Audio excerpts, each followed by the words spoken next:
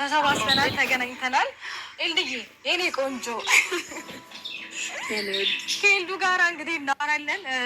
ዛሬ እንግዲህ እናንተ ጋር መተናል በአዲስ ነገር፣ በአዲስ አይዲያ፣ በቆንጆ ሀሳብ ተገናኝተናል ማለት ነው። ሰላም ባያቸው።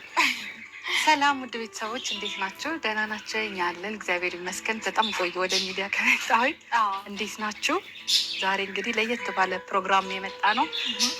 እዚህ በላይ ቆንጆ አድርገን ምናምን ለማዘጋጀት ነበረ የቻልነውን አድርገናል። እውነት ለመናገር ግን ደግሞ መውለጃ ሰዓትሽ ደረሰብን። አንደኛ፣ ሁለተኛ ደግሞ ትንሽ ያለፍሽበት ላይፍ ያሳለፍሽው ነገር ትንሽ ቻሌንጅም ስለነበረ የቤትሽንም ቁልፍ ለማግኘት አልቻለም ምናምን። አሁን እችን አጋጣሚ ስናገኝ ፈጣሪ የተመሰገነውን ብለን ተወለችን አጋጣሚ ተጠቀምንባት እልሻለሁ። እኔ እና አመሰግናለሁ። በጣም ደስ ብሎኛል ስላየሁሽ። እሺ አሁን ልብስ እናልብሳትና ሰላም ውድ ቤተሰቦች እንዴት ናችሁ? ደህና ናችሁ? ከኔ ጋር እግዚአብሔር ይመስገን እላችኋለሁኝ። እንግዲህ ሩታዬና እየሄዱ በጣም ደስ በሚል ሁኔታ ተንሳኤን እንደዚህ አድርገው ሰርፕራይዝ አድርገዋታል። እንግዲህ እንትሉንም እየሰላችሁ የሄዱ ነች ማለት ነው። አሳይልኝ በደንብ እያለቻን ነው። ሩታዬም እንግዲህ እያስተዋወቀችላን ነበረ። ይህን ስታይ በጂ ማለት ነው። ሄልሚላዋ እውነት እየተጣሉ መስሏቸው አብርሃም እና ሩታ እንትላትበሉ ማለት ነው። አንዳንዶቹ አሽቃባጮች ስታሽቃብጡ ምን ስትሉ እንደዚህ በፍቅር እየኖሩ ነው። ያው ለስራ ብለው ነው እንጂ ምንም ከእንትላቸው ምንም ነገር የለም ማለት ነው። ስለዚህ እናንተ አሽቃበጣችሁ፣ እናንተ ሩታን ተሳደባችሁ፣ ምን አላችሁ? ምንም እንትን አይልም። ዋናው ቤተሰቦቹ ናቸው። ለሱም እንግዲህ ብዙዬና ዴቪ የገቡበት ያው ቻናላቸውን ለማሳደግ ብለው ነው። ደስ በሚል ሁኔታ እንደዚህ በሚያምር ሁኔታ አክብረውላታል ማለት ነው። ብዙ ቪዲዮዎች ነበሩ ግን እኔ ማስገባት አልቻልኩም። ለዚችውም ለነሄዱን ብዬ ነው እንጂ አላስገባም ነበር ቪዲዮ። እንግዲህ ቪዲዮውን እንደተመለከታችሁት በጣም ደስ በሚል ሁኔታ አክብረውላታል ማለት ነው።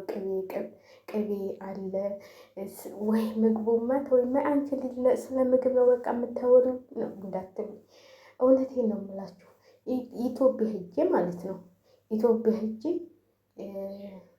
እንደዚህ ክትፎ ምናምን ነበረ ግን ብዙም አልበላሁም። ለምን እንደው ታውቃላችሁ? እኔ እንጃ በቃ ማየት ብቻ ነው ደስ የሚለኝ እንጂ ክትፎ ድግስ እኔ በጣም ነበረ እዛ ሆቴላቼ ድግስ ሞልቶ ነበር። ገናም እዛ ነበር። ክትፎ ቅቤ የሌለ ነገር የለም። ግን ጾም እስከሚገባ ድረስ ክትፎ እንበላ ነበረ። እግዚአብሔር ነው የምላችሁ እዛ እና እኔ ራሱ አንዳንዴ ወይኔ እላለሁ ኢትዮጵያን እዛ ሆናችሁ ደግሞ የምትበሉት ምግብና እዚህ እኮ ለመብላት ራሱ ትላትሉ።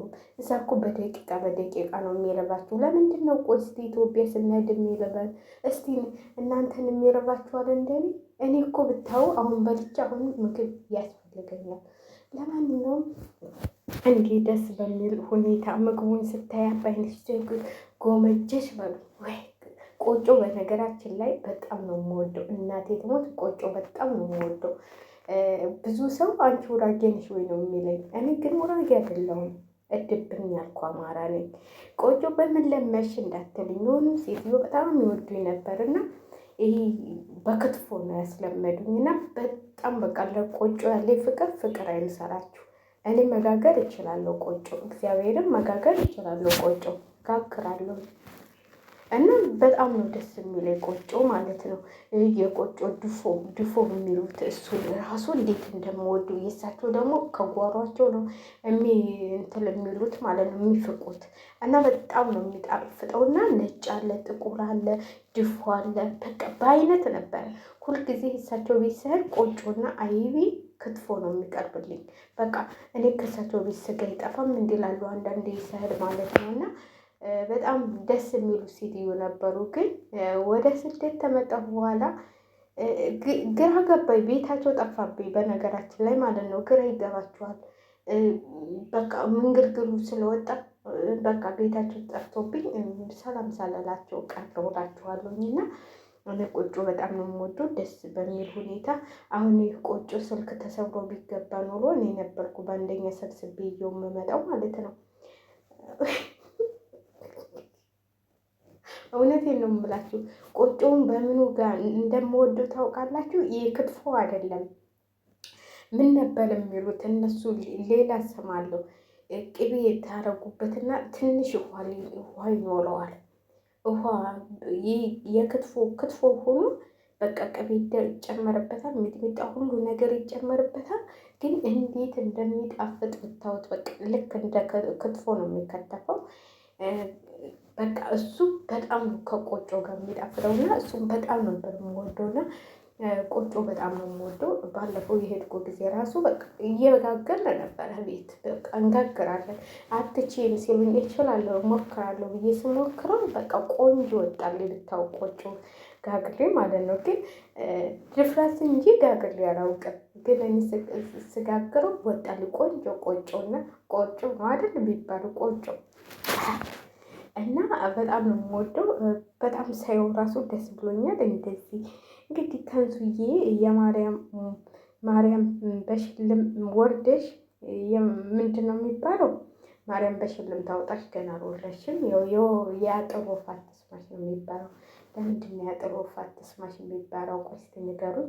የአጥር ወፍ አትስማሽ ማለት አጥሯ ያለችው ወፍ ራሱ ሳሰማሽ በሰላም ተገራገሪ መሰለኝ እና በነገራችን ላይ አሁን ቀየር ብሎ እንደዚህ በእንትን መጥቶ ነው እንጂ በሁሉም እንትን አለ። ገንፎ ይገነፋና በሁሉም ሀገር አለ። እኔ ራሱ አውቃለሁ። እዛ ክፍለ ሀገር ራሱ ገንፎ ተገንፍቶ መውለጃ ቀን ሲደርስ ምን እንደሚሉ አላውቅም፣ ግን እንጃ አለ። ይሄ ዘመናዊ ነው፣ ያ ደግሞ ባህላዊ ነው ማለት ነው። ይሄ እንግዲህ ምግቡ ተዘጋጅቶ እዛ ግን ገንፎና ዳቦ ድፎ ዳቦ ይጋገራል ማለት ነው። እኛ ሀገር ማለት ነው ድፎ ዳቦ ይጋገራል። ጠላ ካለ ጠላ ቆሎ ይቆላል፣ ገንፎ ይገነፋል። በቃ ሴት ወንዱ ተሰብስቦ ያሻምደዋል በሉት። እና ለማንኛውም እንግዲህ በሰላም ትገላግለች።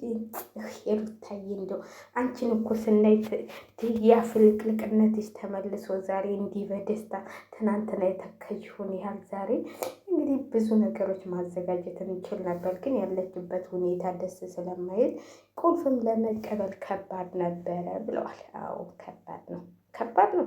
እንደው ያችው አማትየዋ መታ ደግሞ ሳትበጠብጥ በሰላም በወጣችሁ ሳትደበድባት ለነገሩ አልመጣችም፣ አለቀ ሊያልቅ ነው። ቅቤም ተቀብታለች። እንግዲህ ወይ እናንተ ቅቤ ተተቀባሁ እንደው ቢያንስ ስንት ዓመት ሆነ መሰላችሁ? 10 ምናምን ዓመት አልሆነም። እንዴት ነው ቅቤ ተቀብቼ አላውቅም። ኢትዮጵያ ሄጄ ራሱ ቅቤ ሳልቀባ መጣሁኝ። ለምንድን ነው ግን ተቀቢ እየተባልኩኝ ከጎጃም የሆነች ልጅ አንጥታ ተቀቢ ስብላኝ ኧረ አልቀባም አልኳት እና እቀባለሁ ብዬ ረሳሁት። በቃ እየረሳሁት እዛው ፍሪጅ ውስጥ እንትን ሆኖ ቀላ ደርቆ እና ቅቤ አልተቀባውም ኢትዮጵያ ሄጄ ማለት ነው። ለምን እንደሆነ አላውቅም። እኔ በፊት ቅቤ ክፍለ ሀገር ስሄድ ነው የምቀባው። ብዙም አልወድም ቅቤ ግን በነገራችን ላይ ለምን እንደሆነ አላውቅም። ቅቤ ስቀባ የሆነ ራሴን ያመኛል፣ አይኔን ያቃጥለኛል ማለት ነው። የሆነ ዘመዴ ከአዲስ አበባ ሄጄ ቅቤ ቀባች በላይ ማለት ነው። እናንተ ቅቤ ቀባች ይመስለኝ። እኔ ደግሞ ወይኔ አልኩ። ለክ ዝም ላይ የሆነች ብስ ላውላውን ከቤት እሄዳለሁ። ቅቤ እኮ ቀባችኝ አልኳት። አያቴን አለችኝ። የምን ቅቤ ሲታይ ምንም ነገር የለው እንኳን ቅቤ ምንም የለም። ምንድን ነው የቀባችኝ ስትለኝ ምን አውቃለሁ ቅቤ ቀባችኝ አልኳት።